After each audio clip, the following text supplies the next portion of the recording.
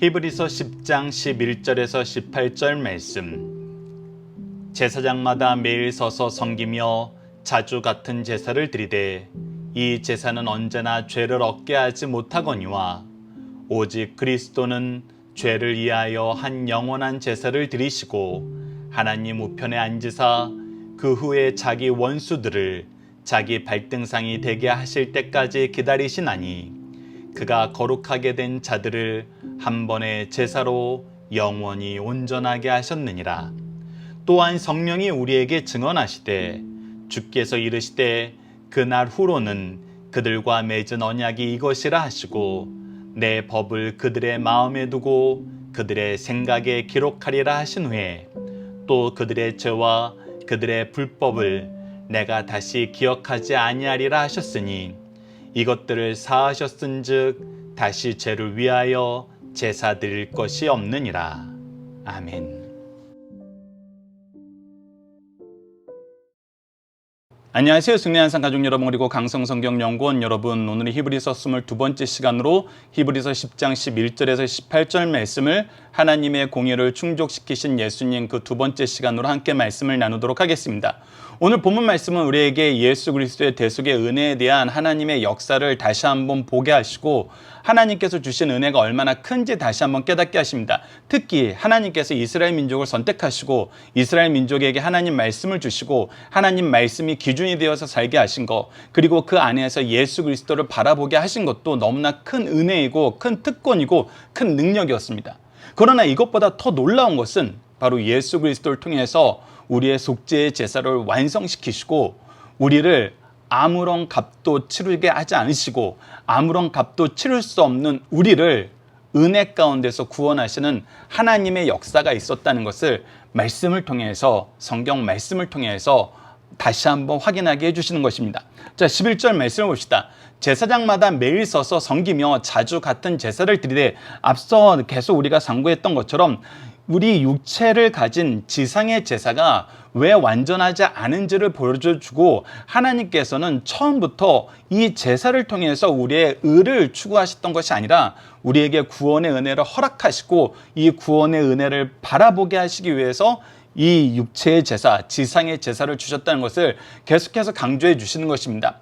그래서 이 제사는 언제나 죄를 얻게 하지 못하거니와 계속해서 얘기합니다. 우리의 죄의 문제를 해결하는 것은 육체를 입은 제사장이 자주 같은 제사를 드림으로 해결되는 것이 아니라는 것입니다. 즉 인간의 어떤 행위로 해결되는 문제가 아니라는 거예요. 그래서 이것을 계속해서 우리에게 확인시켜 주는데, 이 확인시켜 주는 말씀 가운데 다시 한번 구약의 두 구절을 우리에게 상기시키십니다. 그 첫 번째가 시편 110편 1절 말씀입니다. 시편 110편 1절 말씀을 먼저 보도록 하겠습니다. 여호와께서 내 주에게 말씀하시기를 내가 내 원수들로 내 발판이 되게 하기까지 너는 내 오른쪽에 앉아 있으리라 하셨도다. 이것은 어떤 말씀과 연결해서 보면 우리가 분명히 알 수 있냐면, 예수님께서 이 땅에 오시기로 작정되신 그 첫 번째 모습을 우리에게 소개해 주는 것이 바로 창세기 3장 15절입니다. 이 말씀 안에서 우리가 확인하게 되는 것은 하나님께서 언약의 자손을 통해서 이 사탄의 세력을 이기시고 머리를 깨트리시고 또 이 사탄의 세력이 여인의 후손의 발 뒤꿈치를 무르면서 우리를 대신하여 죽으시는 속죄의 역사가 있을 것이라는 걸 얘기해 준 것입니다. 그리고 나서 우리에게 설명해 준 것은 무엇이냐면 그 역사가 이루어진 다음에 어떤 일이 일어나냐는 것입니다. 그것이 바로 시편 110편 1절입니다. 그 이르신 분이 하늘로 올라가셔서 하나님 우편에 앉아 계시다가 마지막 심판 때에 다시 오신다는 것입니다. 그때까지 하나님의 우편에 앉아 있게 하신다는 것입니다. 그 말씀의 의미를 다시 한번 12절에 우리에게 소개해 주는 것입니다. 오직 그리스도는 죄를 위하여 한 영원한 제사를 드리시고, 즉 속죄의 제사를 드리는데 이 속죄의 제사의 의미가 무엇이냐면 바로 창세기 3장 15절의 성취라는 것입니다. 그래서 우리를 대신하여 죽으신 그분이 어떻게 되냐면 하나님 우편에 앉으사 그 후에 자기 원수들을 자기 발등상이 되게 하실 때까지 기다리시니라. 그래서 마지막 때에 첫 번째 우리의 죄를 속죄하기 위해서 오시고, 두 번째는 그와 상관없이 다시 오신다는 우리가 히브리서 앞부분의 말씀을 우리가 기억하면서 이 일이 이루어지게 하시기 위해서, 즉 이 일을 이루시는 바로 예수 그리스도를 성경에서는 계속해서 얘기해주고 있다는 것입니다. 그래서 그분을 통해서 우리의 구원이 완성되고, 그렇기 때문에 14절 그가 거룩하게 된 자들을 우리가 스스로 거룩하게 되는 것이 아니라 그로 말미암아 거룩하게 된 자들을 한 번의 제사로 영원히 온전하게 하셨느니라. 그가 영원히 온전하게 하는 그 제사를 통해서 죽으시고 그분이 승천하셔서 하나님 우편에 앉아 계시고 심판하실 때까지 거기에 계신다는 것이 성경에서 우리에게 가르쳐준 내용이기 때문에, 이 내용에 알맞은 메시아는 예수 그리스도밖에 없다는 것입니다. 인간의 제사로는 그런 일이 이 시편 110편 말씀이 성취가 되지 않는다는 것입니다. 이것을 우리에게 가르쳐주고 있습니다. 더군다나 우리가 창세기 3장 15절 말씀도 확인해 보면 너무나 당연한 것이, 제사장들이 자기를 바쳐 제사를 드리지 않잖아요. 창세기 3장 15절의 첫 번째 복음이라는 이 말씀 안에는 여인의 후손이 이 뱀의 머리를 찌고 뱀이 여인의 후손의 뒷방끝을 물으면서 속죄의 죽음이 있을 거라는 걸 얘기해 주는데, 제사장들은 자기가 속죄의 제물이 되는 것이 아니었어요. 그렇기 때문에 언약의 성취자로서 육체의 몸을 입은 제사장들, 아론의 반차를 따르는 레위 제사장들은 아니라는 것이 드러나는 거예요. 오직 예수 그리스도만이 하나님이 주신 말씀에 부합하신 메시아라는 거예요. 그리고 나서 15절에서 18절까지는 예레미야 31장 말씀, 우리에게 새 언약을 주신 말씀, 우리가 앞서 상고한 이 말씀에 근거하여서 다시 한번 예수 그리스도께서 우리의 메시아 되심을, 그리고 이것이 삼위일체 하나님의 역사임을 강조해 주고 있습니다. 우선 예레미야 31장 33절로 34절을 보시다. 그러나 그날 후에 내가 이스라엘 집과 맺은 언약은 이러하니, 이 새 언약이 무엇이냐면 곧 내가 나의 법을 그들의 속에 두며 그들의 마음에 기록하여 나는 그들의 하나님이 되고 그들은 내 백성이 될 것이라. 사실 이것은 하나님께서 출애굽기 때부터 선언하셨던 것인데, 우리가 율법의 의로는 이것이 이루어지지 않았어요. 그래서 새 언약을 주셔서 이것을 하나님께서 이루어 주신다는 거예요. 이것이 바로 여호와의 말씀, 여호와의 약속이라는 거예요. 그리고 나서 어떤 일이 일어나냐면 그들이 다시는 각기 이웃과 형제를 가리켜 이르기를 너는 여호와를 알라 하지 아니하리니, 즉 율법의 의를 통해서 우리가 구원받는 그 길을 얘기할 필요가 없다는 거예요. 왜? 우리는 이미 구원을 받았다는 거예요. 누구를 통해서? 예수 그리스도를 통해서. 이는 작은 자로부터 큰 자까지 다 나를 알기 때문이라. 우리의 구원의 주 되신 예수 그리스도를 경험하고 믿고 인정하고 의지하는 것이 이제 보편적으로 다 이루어졌다는 거예요. 보편적으로 사람들이 다 경험하게 되었다는 거예요. 내가 그들의 악행을 사하고, 그래서 이 속죄 제사를 통해서 악행을 사하고, 이 부분이 이 처음에 주셨던 율법의 언약 안에서는 다른 거거든요. 악행을 하면 어떻게 된다고요? 심판을 받는다고요. 따르면 어떻게 된다는 거예요? 복을 누린다는 거예요. 근데 새 언약 안에서는 악행을 사하여 주신다는 거예요. 다시는 그 죄를 기억하지 아니하신다는 거예요. 왜?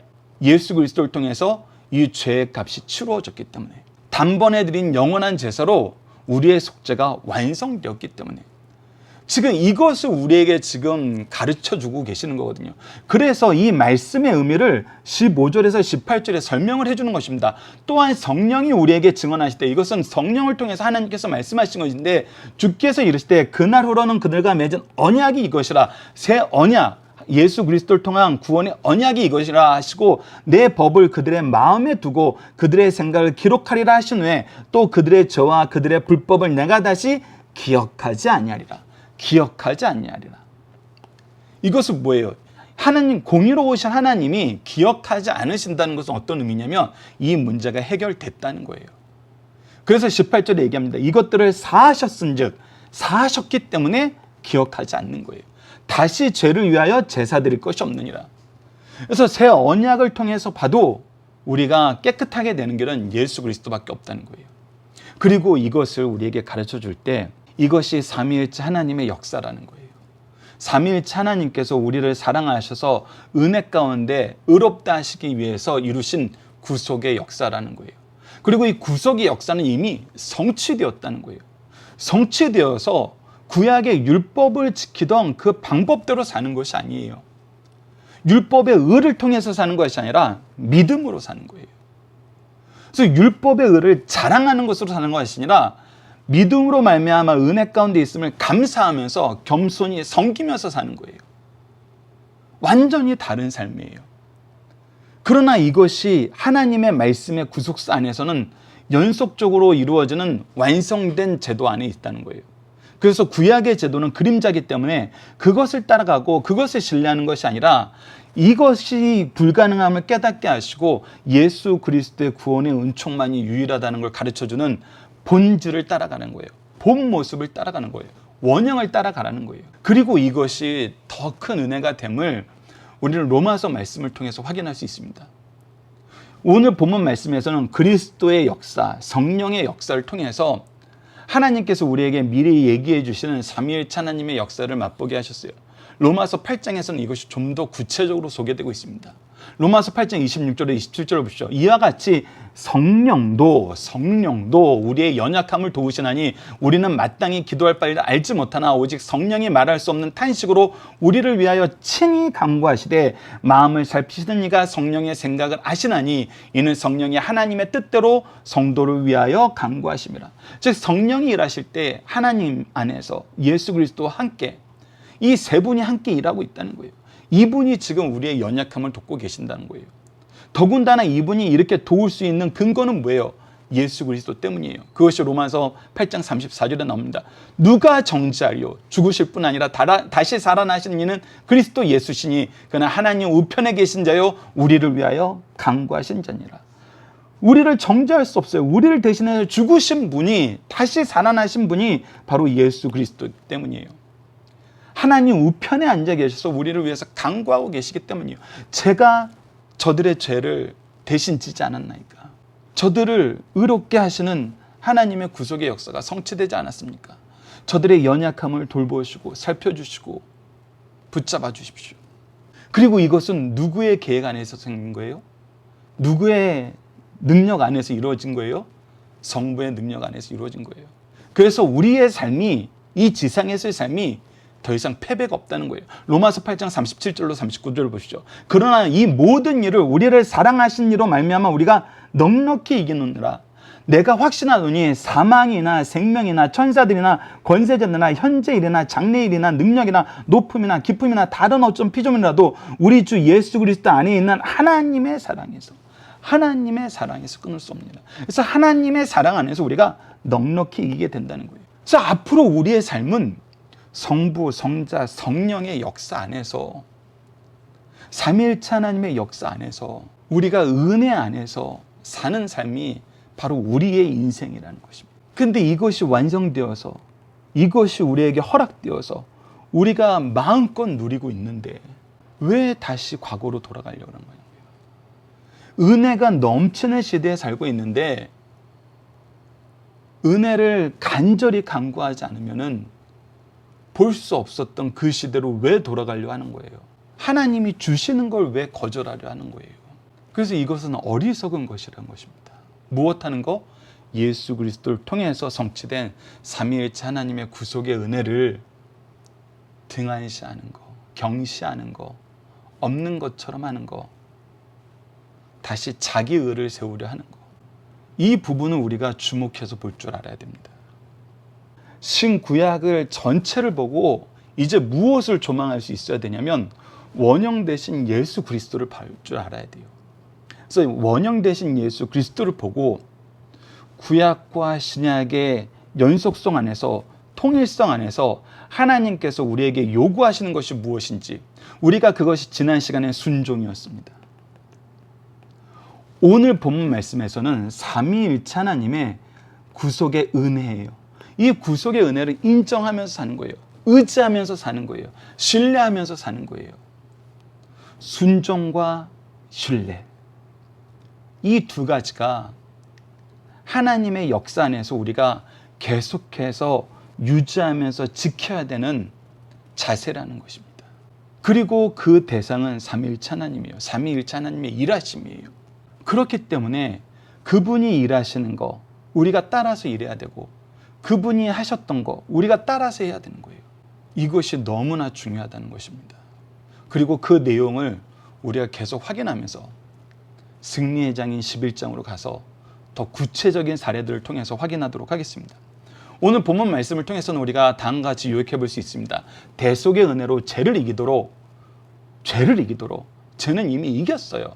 왜? 성령이 도우시고 성자가 강구하시고 성부가 승리하게 하셨기 때문에. 그래서 이 은혜 안에 있으면 우리는 이 은혜에 감동하여서 살면 돼요. 은혜를 강구하면서 사는 것이 아니라 은혜에 감동하여서 살면 돼요. 이 은혜로 없는 취급하는 사람들이 다시 구약의 행태로 돌아가서 은혜를 구한다는 얘기를 하는 거예요. 주시 은혜를 거부하는 사람들이 주지 않을 은혜를 찾는 것과 동일해요. 이 간극을 우리가 분명히 이해하고 잘못된 신앙의 사주에서, 어리석은 유혹에서 벗어날 수 있는 영적 지각을 갖춰야 됩니다. 자, 본문의 중심사항을 봅시다. 첫 번째, 의식적 제사를 드렸던 사람들이 영과 진리의 예배를 드리자 적응하지 못하고 떠나려고 합니다. 이게 너무나 의식적 제사를 드렸던 사람들이 영과 진리의 예배를 드리자 적응하지 못한 이유가 뭘까요? 대부분은 의식적 제사가 자기의가 드러나기 때문이에요. 내가 뭔가 하는 것 같거든요. 내가 뭔가 이루는 것 같거든요. 사실 이게 현대사회의 인간들에게 가장 많이 어떤 설득이 되는 이론입니다. 하나님이 창조주이고 하나님이 모든 것을 이루신다고 생각하면은 모든 것이 잘 이해가 돼요.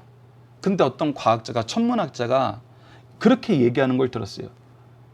그렇게 인정하고 나면은 우리가 할 게 없잖아요. 인간의 가치가 더 돋보이지 않잖아요. 실제로 학자가 한 얘기예요.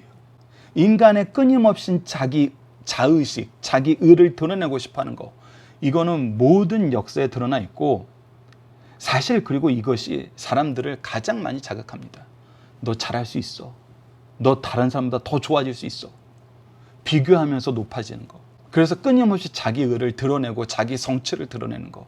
근데 하나님이 우리를 원래 만들으셨던 모습 안에서는 이거는 거리가 있다는 것입니다. 특히 구원의 문제에서는 이런 이론이 적용이 되지 않는다는 거예요. 왜? 그 누구도 죄를 이길 수 없기 때문에. 누구도 죄를 이길 수 없기 때문에. 그래서 예배 형식도 어떤 사람들은 그 얘기예요. 천주교가 더 좋아요라고 했을 때, 천주교가 왜 더 좋아요 했더니 뭔가 우리가 의식에 참여하는 것 같대요. 우리 개신교의 예배는 그냥 뭔가 구경하는 것 같은데, 근데 사실 개신교 예배의 그 순서들을 우리가 지난 시간에 나눴던 것처럼 모든 예배는 정한 시간, 정한 장소, 정한 순서에 따라 마음과 뜻과 정성을 다해 영과 진리로 드려야 됩니다. 이 말씀 안에서 우리가 예배를 보면은 우리가 준비하고 우리가 은혜 안에서 해야 될 것이 얼마나 많은데, 우리가 경험하고 누리게 되는 것이 얼마나 많은데, 그리고 나눌 수 있도록 능력 주시는 것이 얼마나 많은데, 근데 그런 면에서 보는 것이 아니라 형식적인 면에서 보는 거예요. 그러니까 뭔가 쓰고 뭔가 입고 뭔가 얘기하고 뭔가 절차를 따라가는 거, 그것이 더 좋아 보이더란 거예요. 1번이 바로 그런 부분을 우리에게 얘기합니다. 구약 성수에서 제사장들은 매일 서서 선교했으나 그리스도는 단번에 영원한 제사로 완성하시고 영광의 보좌에 앉아 계십니다. 이 제사의 효능은 성도들을 영원히 온전하게 해요. 근거를 들어 이미 붙잡은 놀라운 도리에서 떠나지 말 것을 강력하게 촉구하고 계십니다. 두 번째, 그리스도의 속죄 사역은 위대한 구속의 완성이기 때문에 신자의 죄는 실제로 청산되고 종식된다는 거예요. 이것이 너무나 중요하다는 거예요. 이미 우리의 죄는 청산되고 종식되었어요. 삼위일체 하나님이 지금 이것을 보장해 주고 계세요. 근데 우리는 끊임없이 사람들이 뭐 하길 원하냐면 죄책에 다시 빠지길 원해요. 그래야 내 말 잘 듣거든요. 특히 교회 리더가 그래서는 안 돼요. 부모가 그래서는 안 돼요. 은혜의 통로가 돼야지 다시 죄책감에 쌓이게 만드는 사람이 돼서는 안 된다는 거예요. 하나님께서는 죄를 지어 없애버리고 그런 죄들이 전혀 없었던 것처럼 만드셨어요. 이 귀한 말씀은 속죄의 절대 완성을 나타내며 성전제도의 완성을 의미해요. 그래서 완성된 것을 다시 반복할 필요가 없다는 거예요. 그러므로 제사의식 자체는 폐지된 것을 거듭 확인시켜 주십니다. 세 번째, 구약의 제사 자체는 완전한 그리스도의 속죄를 희미하게 비춰줄 뿐 어떤 사제의 능력도 없음을 드러냅니다. 그리고 그리스도의 희생이 단번에 드려짐은 구약 제사에서 그 지위를 상실했다는 사실을 밝히고 있습니다. 이를 비교 교차하여 강조하시는 말씀이 바로 오늘 본문 말씀입니다. 이번 주 공동 기도 제목은 하나님의 모든 의를 충족시키신 예수 그리스도를 힘입어 하나님의 의를 충만하게 하는 삶을 살게 해주소서입니다. 오늘 본문 말씀을 통해서는 구원의 역사를 성취하신 이후에도 우리를 사랑하는 것을 멈추지 아니시는 삼위일체 하나님 감사합니다. 우리의 연약함을 도우시며 친히 강구하시며 넉넉히 이기게 하시는 하나님의 역사를 본받게 하여 주셔서 이것이 바로 삼위일체 하나님이 우리를 위해서 지금도 하고 계시는 거예요. 우리도 연약한 이웃을 도우며 항상 기도하며 사랑을 멈추지 않고 온유와 겸손과 오래 참음으로 복음을 전하게 하여 주셔서 지금 현재 삼위일체 하나님께서 나를 위해서 하시는 이 일을 우리가 본받아 사는 것이 그리스도인의 삶이라는 것입니다. 이 말씀이 여러분을 각각 개인과 가정과 교회에게 충만하길 기도합니다. 감사합니다.